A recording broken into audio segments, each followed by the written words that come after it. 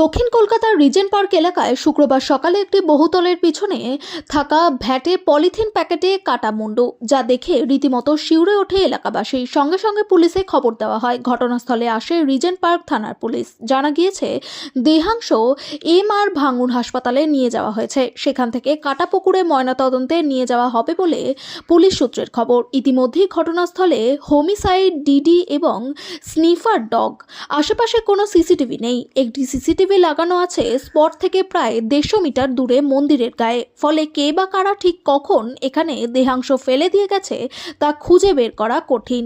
দেখে কি মনে হচ্ছে, মানে মহিলা উপরে চুল ফুল রক্ত আছে, হ্যাঁ উপরে চুল ফুল মানে ব্যাগের মধ্যে চুল ফুল ছিঁড়ে আছে মুন্ডুটা, আর রক্ত আছে। মানে ওটা কি এমনি ছিল নাকি কোনো প্লাস্টিকের মধ্যে? প্লাস্টিকের মোড়া ব্যাগের মধ্যে ছিল।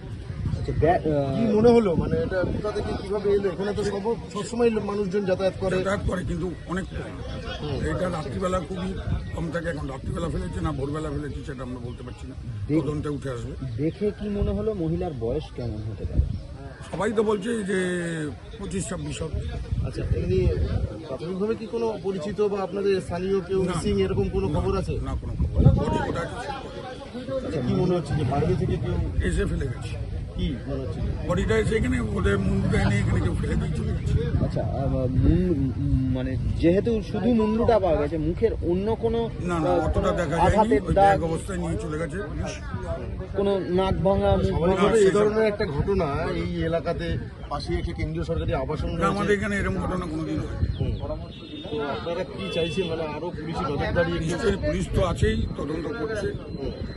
তারপর তদন্ত কি হয়েছে, বডি কোথায় আছে, কি আছে এই রাস্তাটায় কোনো সিসিটিভি ক্যামেরা? না। এই জায়গাটা কি ভ্যাট হিসেবেই ব্যবহার হয় রাস্তার পাশে? ম্যাক্সিমাম ব্যাটারি হিসাবে কাউন্সিলর অনেক চেষ্টা করেছে এটা বন্ধ করার, কিন্তু সবাই কেউ কোনো কথা শোনে না, গাড়ি করে মাল ফেলে দিয়েছে।